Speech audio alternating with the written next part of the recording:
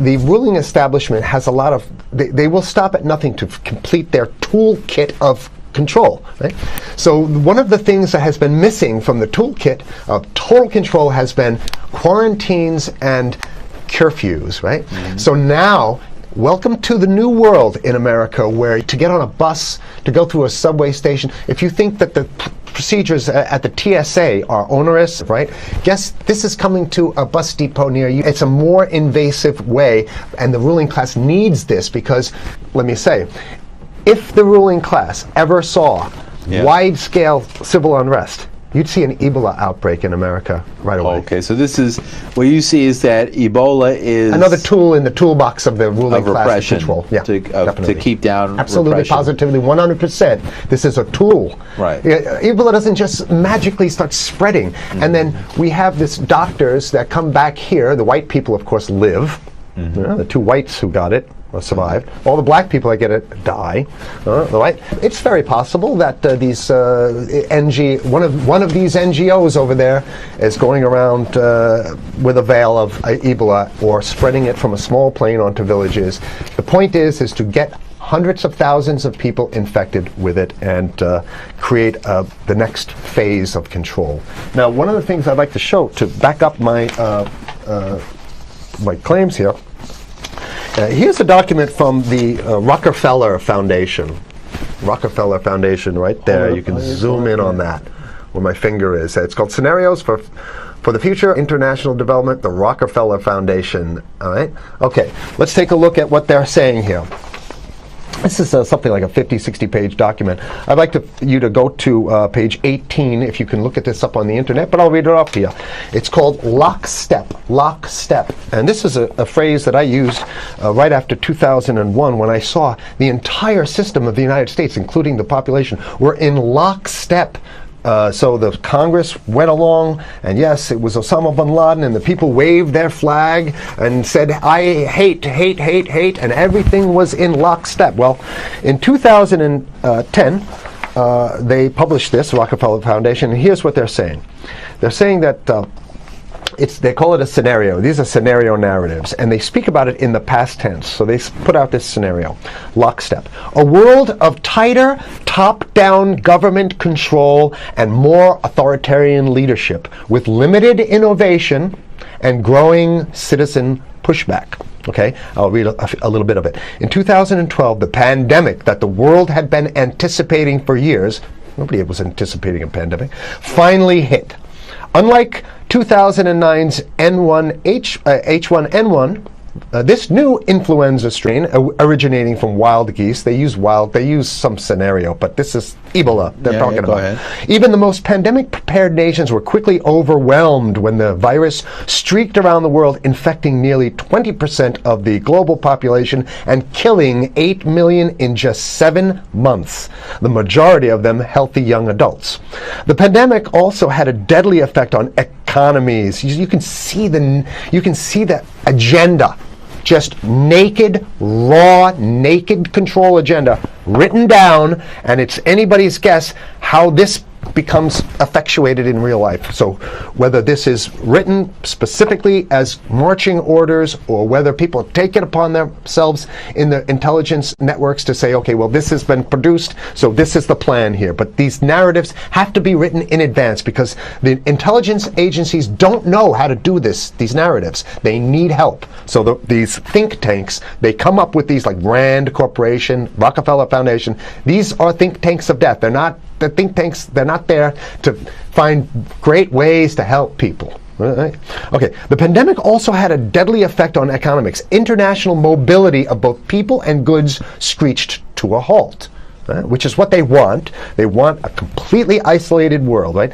Debilitating industries like tourism and breaking global supply chains. Well, of course they want tourism stopped, because they're not in the tourism business, and they want you at home in your house in front of the TV. Then they got you, because once you watch the TV, they own your soul. Even locally. Wait a second, we're on television. I mean commercial television, let's say. National. Even locally, a normally bustling manufacturing shops and offices sat empty for months. Okay, so I love how they talk about it in the past tense in 2010. Right? The pandemic blanketed the planet, though disproportionate numbers in Africa died. Southeast Asia and Central America, where the virus spread like wildfire. It sounds like the opening monologue of a disaster movie, right? Exactly. Now listen to, here's the good stuff now. But even in developed countries, containment was a challenge. Now here's this one. I love this one. The United States' initial policy of strongly discouraging, in quotation marks, strongly discouraging citizens from flying proved deadly in its leniency. So they're saying, that... No, keep going. Okay, read it. Proved deadly in its leniency. So they should have been tougher, right? Accelerating the spread of the virus, not just within the United States, but across borders. However, a few countries did fare better. China in particular.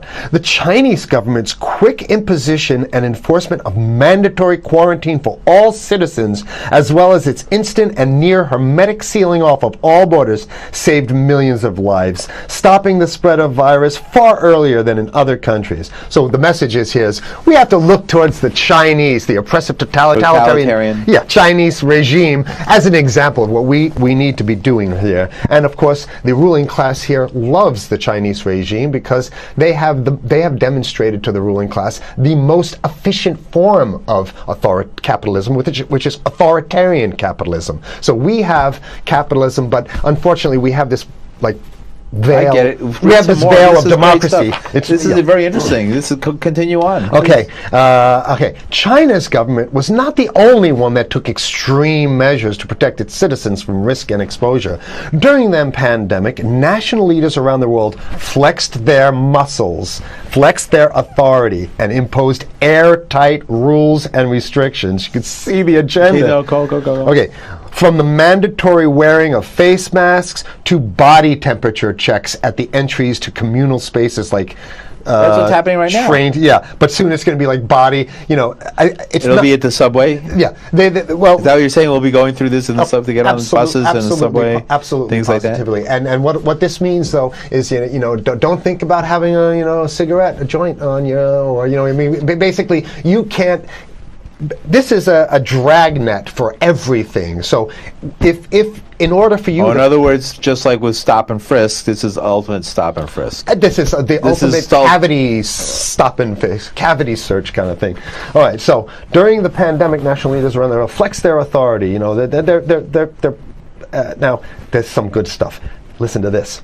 And even supermarkets, they want body checks at supermarkets. Okay, so basically what they're saying is they're building a system where every move you make, you got to go through them. You can't get food. Well, how about if you go to the farmer's market? Right. Here's the good stuff now. I mean, it just keeps getting better.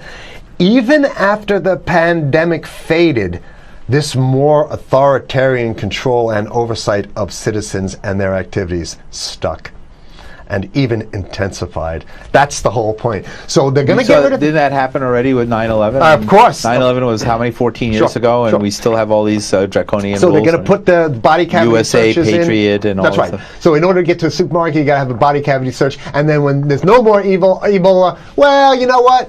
We kind of like this way because we have an complete infrastructure of a control grid. In order to protect themselves from the spread of increasingly global problems, from pandemics and national terrorism to environmental crisis and rising poverty, leaders around the world took a firmer grip on power. Well, what the hell would rising poverty have anything to do with imposing strict citizen controls with face masks? So they're very sloppy stuff here. At first, the notion of a more controlled world gained wide acceptance and approval. I'm sorry. Nobody likes this stuff. They're just saying it.